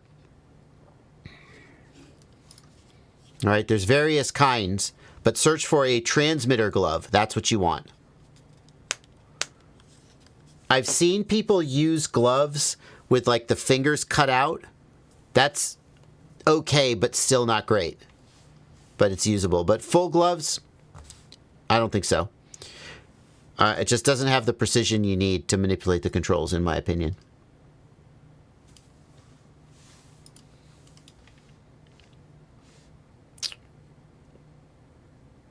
Thank you, Mike Chin, for another $2. Triumph Manufacturing. Is Triumph Manufacturing the American wing of TBS Manufacturing? Is that what you're getting at? What is Triumph Manufacturing? I assume because Mike Chin is promoting it, it's related to TBS. Yes, he says. So I knew that TBS had some NDAA products. Like we've seen TBS with their NDAA Crossfire receiver. And that implies, manufactured in America. So Triumph Manufacturing, triumphmanufacturing.com, okay.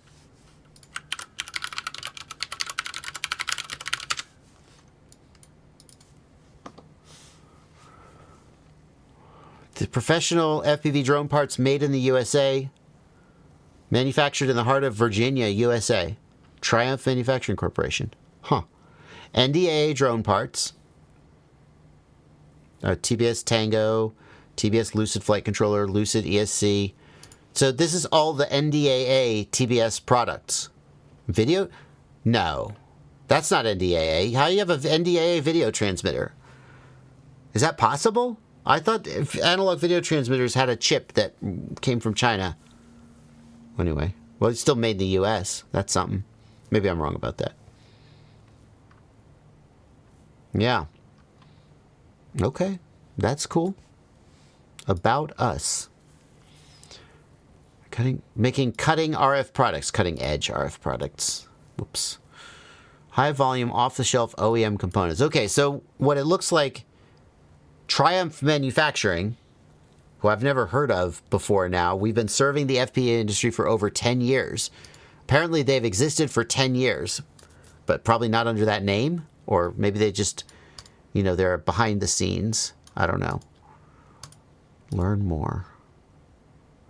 And then they're manufacturing all this TBS gear in the United States. That's cool. Context, and apparently not just TBS. Get in touch. Okay. Well, more power to you. We need it. We need it.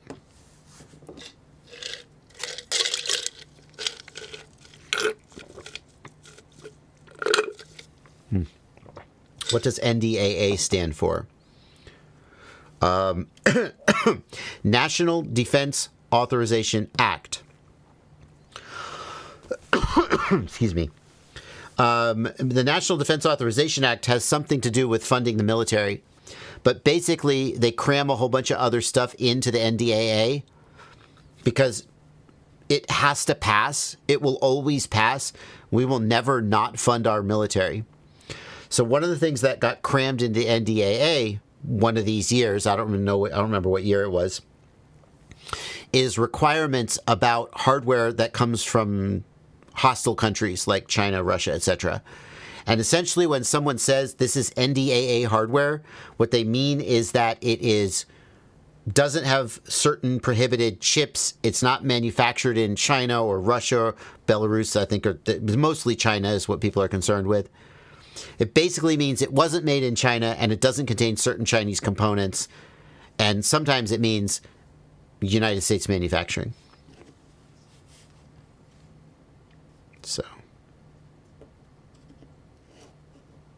that's what NDAA just means, the funding of the U.S. military.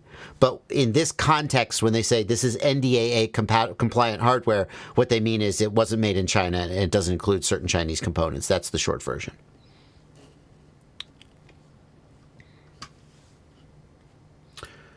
You must have gotten a new camera, says Cali FPV. Looks great. Thank you, Cali FPV, for a $5 super chat. It does. Thank you so much. I did get a new camera. Yeah, very recently, actually. When's the last time you wore a kilt? Missed those days. I wore sarongs. Haven't worn a sarong in a while. I moved out of my sarong wearing days. Now it's sweatpants. I heard the ladies were into sweatpants. Gray sweatpants, right, ladies? There are no ladies watching this. Kim Fused, you're out there. I believe you're a lady. That's about it. Kim Fused, am I right? Gray sweatpants, huh? It's probably rude of me to ask that. Guinea Pig Gaming, thank you for your question. I just had my first bad crash with the Axis Flying Manta 5-inch, and I'm feeling pretty down. Advice on bouncing back after a crash. Here's the deal, man. You're going to crash. Shit's going to break. You're going to fix it. You're going to get back in the air. I can so identify with the feeling of a brand new, fresh build, not wanting to crash it. It flies good. They crash. That's just it. Confused supports the gray sweatpants trend. Yeah. I felt like I started out, Kim, I started out being a little like creepy, like, yeah, gray sweatpants. And then I was like, ladies. And then I was like, oh, Kim's here. And then I was like, there's no ladies here. Who am I joking? And then I realized that I had, well, you're here. And then I was like, except for Kim. And then I was like, I had somehow managed to get from doing a kind of sleazy, slimy character over to you. And then I was like, oh, I don't want to be sleazy at Kim. That's not how I want to. And then so I felt a little weird about it.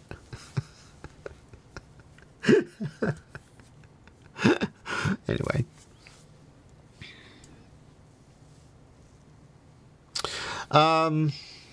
It's going to crash, dude. Hopefully it doesn't crash so bad that you can't fix it. And hopefully you have the budget to keep repairing it. But like it's going to happen. So,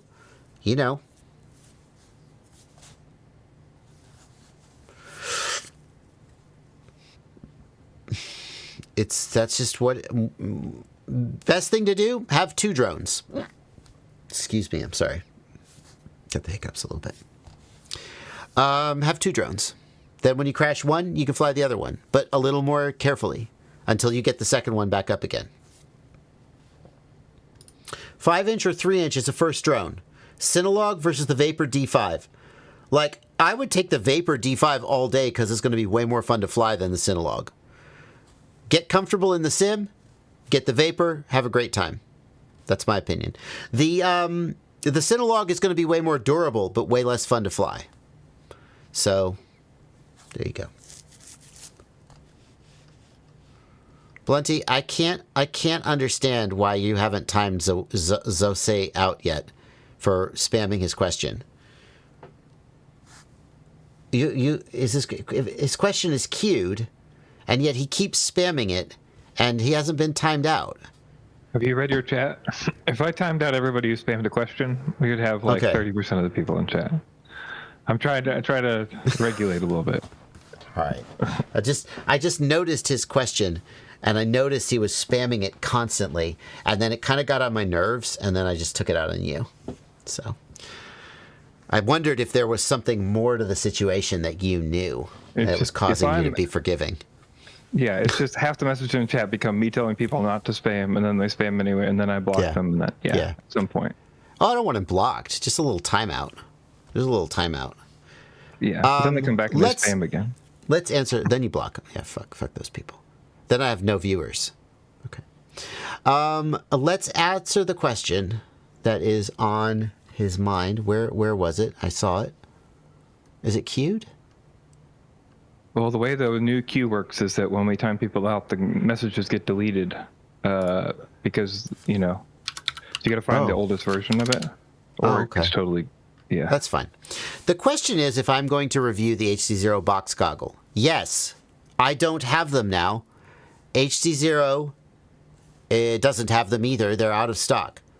When I get one, I'll review it. There's your answer.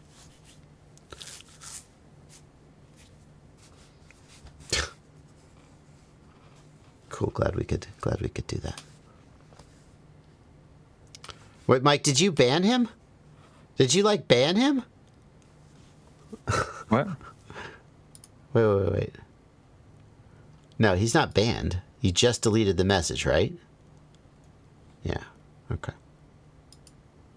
Yeah, the timeouts just delete the recent messages, and then when that happens, it wipes it from the queue now. Okay, great. That's interesting. Whatever. Oh.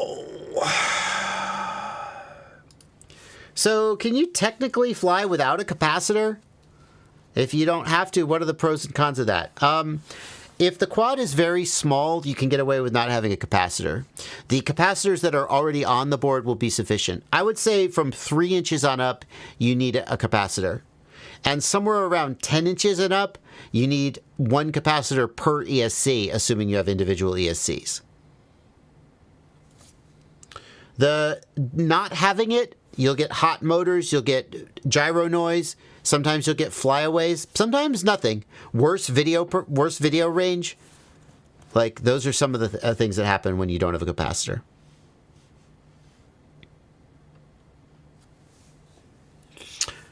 Brian Halliday, 5-inch has a metallic sound, nothing is loose. Brian, I answered this question at the very beginning of the live stream, and I said, I want to hear the metallic sound. And I asked if you could email me or some other way send me a recording of the sound. Thank you for a $2 super chat. I will say one of the things that could cause it that I thought of since you last asked the question. So I guess thank you for re-asking. If you're using 1000 hertz or 500 hertz packet rate, you have to go in and choose the RC Link preset that matches that packet rate. That can cause kind of a grinding sound in the motors. How? It's complicated. If you're using maybe even as much as 250 hertz, although I think no. But if you're using a fast packet rate like 500 hertz or 1000 hertz, it can 100% cause that. So maybe that's it. Otherwise, get me a recording so I can hear it.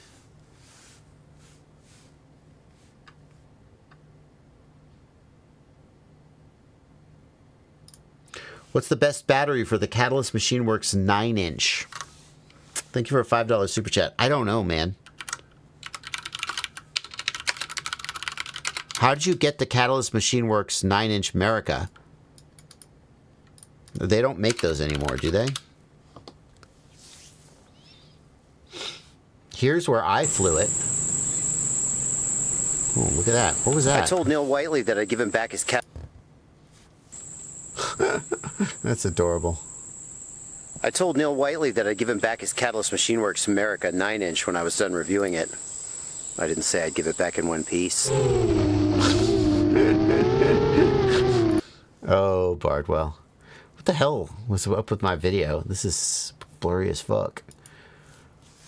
Blurry as fuck. Clean your lens, Bardwell. What's going on here? 1080p. What battery is on here? That's the question.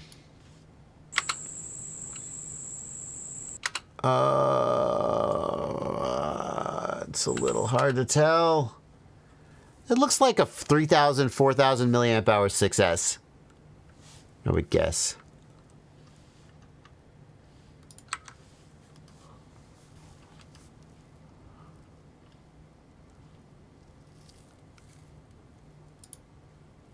Here's a 10-minute flight. Give me the battery. Give me the battery. Give me the battery. I don't care about any of that. No, bingo. There it is. No, I still can't see what the frickin' battery is. 10 minutes of flight with what battery? Here we go. 5,000 milliamp hour. I was close.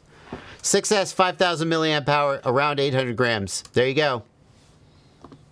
That's the ballpark.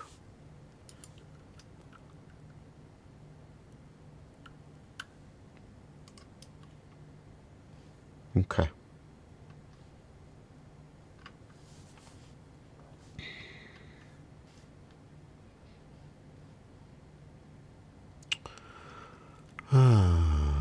Oh, he replied again. He said, bought it from a guy who was scared to fly it for another $2 super chat. What's that? The 9-inch? Yeah. That's the awesome. 9-inch. That's an awesome quad. It sucks you can't get spare parts for it anymore.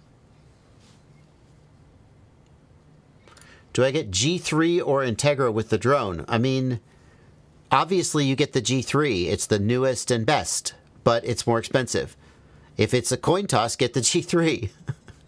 The Integra will be okay and save you some money, but they're already last generation and don't have the full performance of the 04. So you should get the G3 if you can afford it.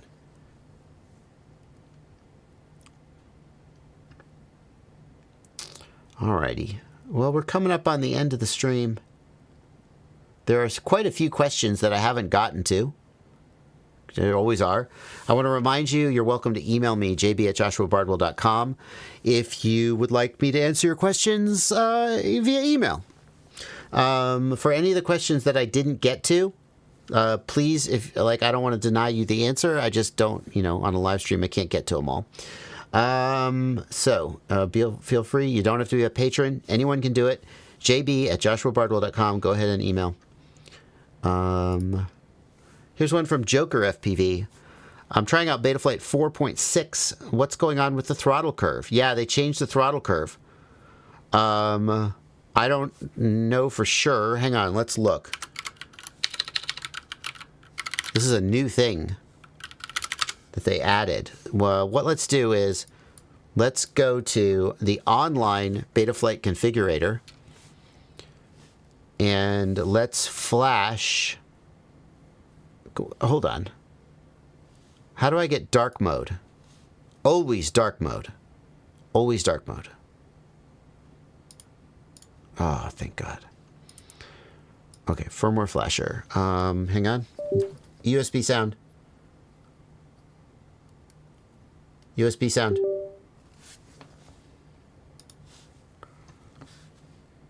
Okay. Update firmware. Detect. Okay. F405V3, I'm pretty sure. Hang on. Just connect. Select device. Kill me. Hey. Connect. Yay. Connect. Switch tabs. What a bunch of BS. Connect. Oh my God. Oh, this web-based configurator is so good. Okay, well, this isn't working. Oh, hang on. There we go. Connect. Connect. Okay. Well, I was going to flash 4.6 and go look at this new feature. It seems like I'm not going to do that now. Connect. Oh, yay. Amazing. Speed to be F405V3. Got it. Got it. Okay. Load. Flash. Is that going to work? I'm sorry. I don't want to back up the configuration. Loaded. Oh, now it's not going to work because we're not in DFU mode. Are we? We're... Backup canceled, flashing aborted. Shut up! You shut the frick up. I'll back up if I want to, and I'll not back up if I don't want to. You do what I've god dang told you. Piece of... Oh, and it can't flash because it can't detect the DFU mode. Alrighty, well, that's been really great.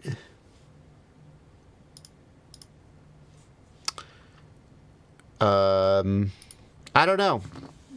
I can't tell you about the new Betaflight throttle settings because I can't access them. Because I can't freaking... Yeah, plenty. Can you just enable the virtual mode? Will that work? Yes. Well, Lottie freaking da! You have to go turn it on. Well, fine. Aren't you smart? Let's see. PID tuning, rate profile. Yeah, so the new Betaflight 4.6, this is not released. It's got a new throttle curve. It's got throttle mid, hover point, and expo. And what you're asking is, how do I get a linear throttle? But, like, this is a linear throttle already, right? So what's the issue?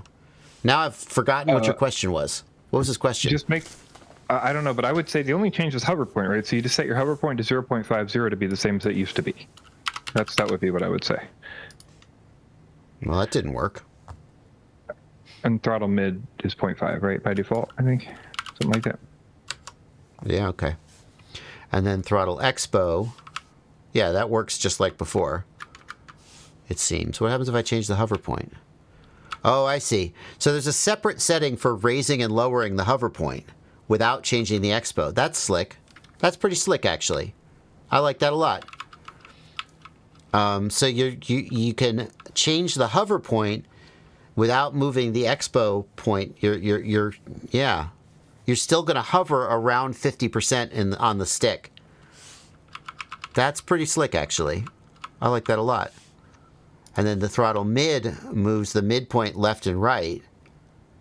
Right, so you could end up with this kind of change to your curve.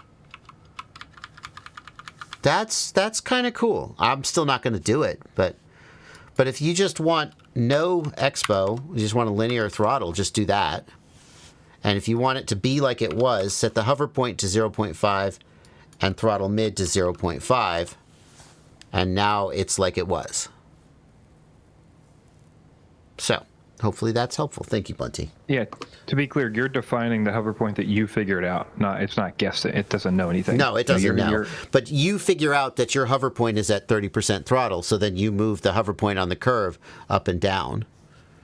Yeah, it used to would be that you'd have to push the expo left and right, and it would do weird things to the expo curve that maybe you didn't want. This is giving you much more fine-grained control, and that's actually pretty slick. Yeah, it depends. You're adjusting the throttle curve to match the actual hover point of the drone. You are not adjusting the hover point of the drone, which depends on physics. Well, yeah. All right. All right. Well, that brings us to the end of the stream. Thank you so much. I am going to be traveling starting next weekend. I know that we've had 2 weeks of live streams, and then, I'm on the road again. I'm going to try to figure out how to stream from the road. So we may get a hotel live stream on a Sunday afternoon. No promises. It depends on too many factors that I can't predict, like the internet at the hotel. I have a Starlink now that I could use. It depends on a lot of factors, so no promises, but I'm going to give it a try. But the official answer is that we're back on hold until I get back from my trip. So thank you guys very much, and thank you, Plenty, and everybody go watch Ciati's live stream. Yeah, go ahead, Plenty. We will be here tomorrow, so. Oh, it's Sunday. I'm sorry. We will be here Monday. I apologize. Thank you. Yes, we'll be here tomorrow, and then I'm going on a trip. Just in a hurry to go on the trip, I guess. Walk Snail is really good. So Ciati is a shill who has sold out. Apparently he got that Walk Snail check, and now he's lying to you to enrich himself. which is the only possible reason anyone would say that walk snail was really good.